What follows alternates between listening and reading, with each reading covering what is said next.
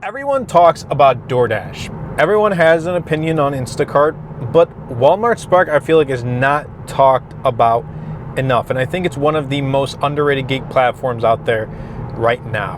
What is going on, everybody? Welcome back, Tesla Volt. Today I want to talk about why Walmart Spark is underrated for gig workers in 2026. I mean, it's becoming a little more and more mainstream as the days go by, but even like 6, 7, 8 months ago, I wasn't even doing Walmart Spark. I started doing Walmart Spark in January of 2026, and it's now become my best app for gig work. So I do both DoorDash and Walmart Spark regularly in my Tesla as gig work, and I've been paying attention to how they compare over a long period of time. So I kind of have an opinion on which one is which and which one does better.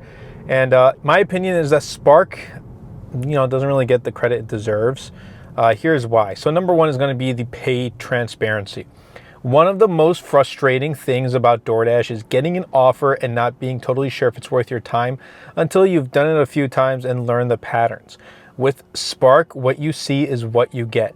The offer is clear, the payout is upfront, and you can make an informed decision before you accept. That transparency is genuinely valuable, and it's something Spark does better than most platforms. And with the transparency also comes the time. So it'll tell you that it will take you approximately 40 minutes to get that specific offer done from when you arrive to Walmart to the point of where you deliver. I mean, if you're really slow at, grocery shopping, that's going to affect it. But once you get used to it, once you know the Walmart that you shop at, it becomes super easy. And sometimes you even beat that amount of time that Walmart does estimate for you on finishing that specific order. But DoorDash, it's like the order may be ready at the store, it may not. So you may have to wait, or you may be able to pick up real quick. So it's always a hit or miss, and you just don't have that transparency. Number two is I think there's less competition. Here's that, a big one that people don't talk about. Spark has fewer drivers than DoorDash in most markets. And what I see is DoorDash, up until now, I've heard Walmart Spark has a wait list. I've never, at least in my market, have never come across anyone saying, oh, I'm on the wait list for DoorDash. They just accept and accept and accept. And there's so many DoorDash drivers, but because there's a wait list for Walmart Spark, that means that market is full. There's already a decent amount of Walmart Spark drivers. The market is full for that. So just fewer people. I mean, there are fewer people doing it, yes, but also there is that market there's that wait list that's kind of stopping everybody from moving into Walmart Spark. So that means when orders are available, you're competing with a smaller pool. But it also means that a lot of people have their eyes on the orders that drop. So you have to be quick sometimes. I mean, I missed a $98 order for 5 miles. It was like 50 minutes of work. I was just too slow. Right when I was about to hit accept and I'm like, oh, let me hit accept. It was gone. People are quick.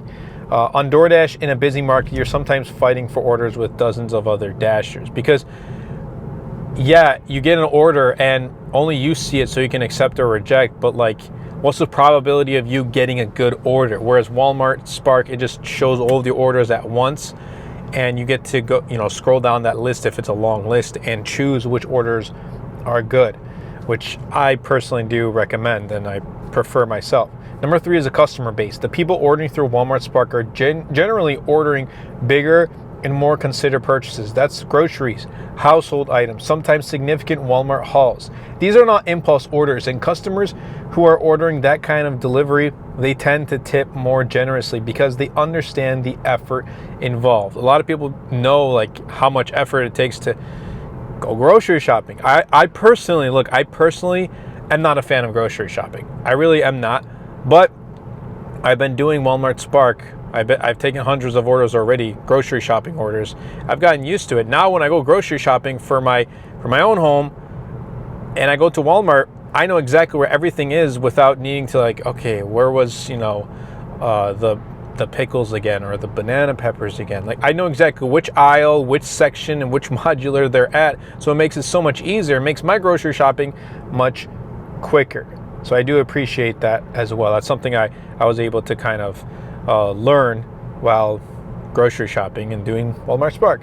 But my average tip on a Spark order is much higher than my average DoorDash order tip, and I think that directly relates to the order type. Again, usually it's the higher the amount of the order. So if the order costs like $400 from Walmart grocery shopping versus a $50 DoorDash food delivery, the tip that you're going to get on DoorDash is more than likely going to be less than what you get on a $400 order with Walmart Spark. So the amount is going to be more, and it just pans out to be better. Like a $25 order I got yesterday, I didn't record it, but I got yesterday, it was like 6 miles. Then I got a DoorDash, it was like $13 for 6 miles. I probably would have taken that DoorDash order under normal circumstances because when I looked at the map, it kept me in the zone.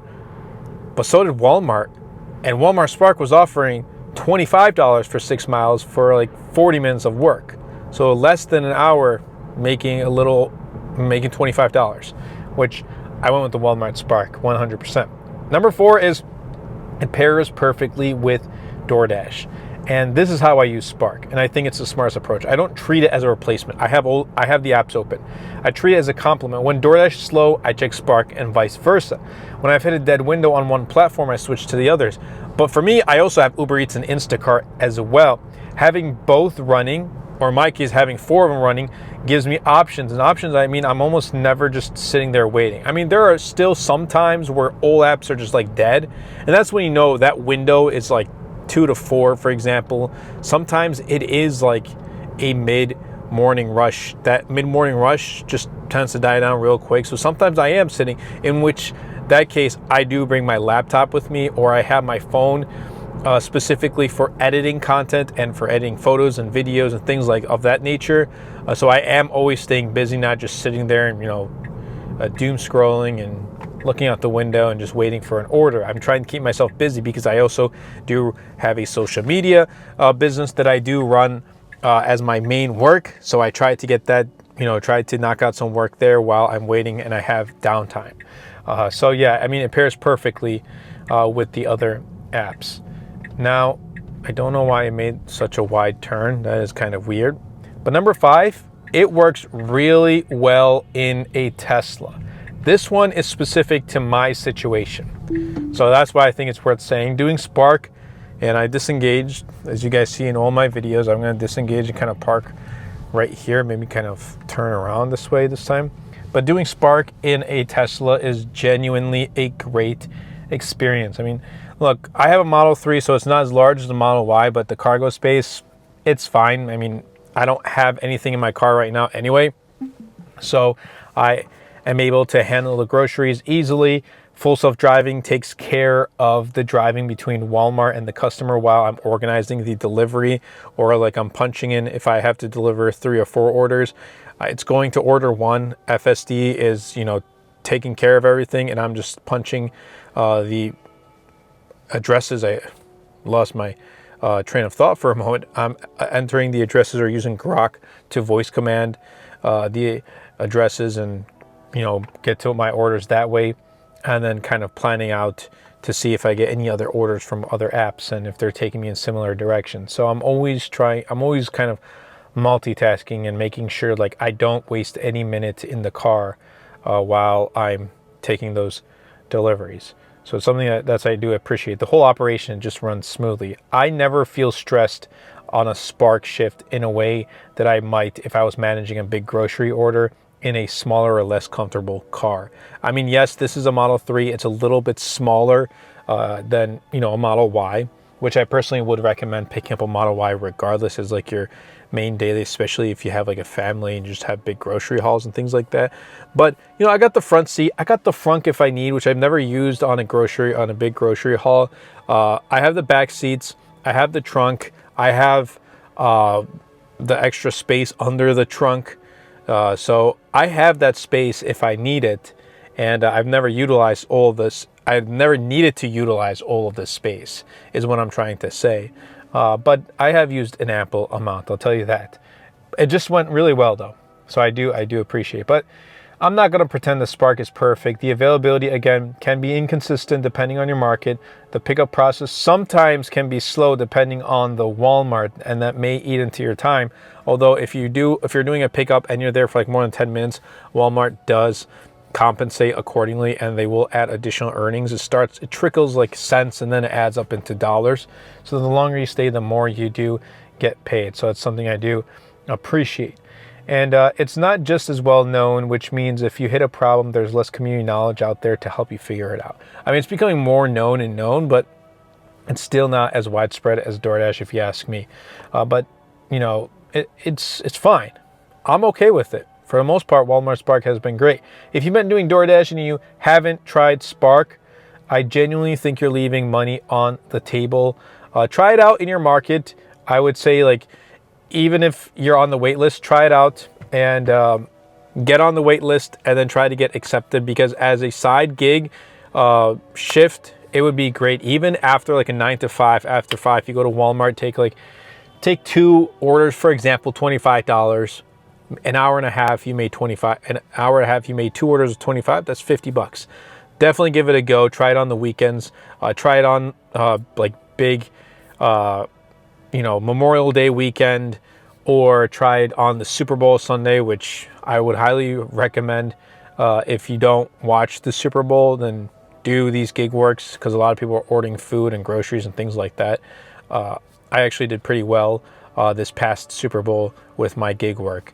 But that's been it for me. I hope you guys did enjoy. If you did, definitely be sure to subscribe to the channel. We're making our way towards 2,000 subscribers. And comment down below your thoughts, opinions about gig working in a Tesla. And also, definitely be sure to share this video. That's been it for me, and I'll catch you all in the next one.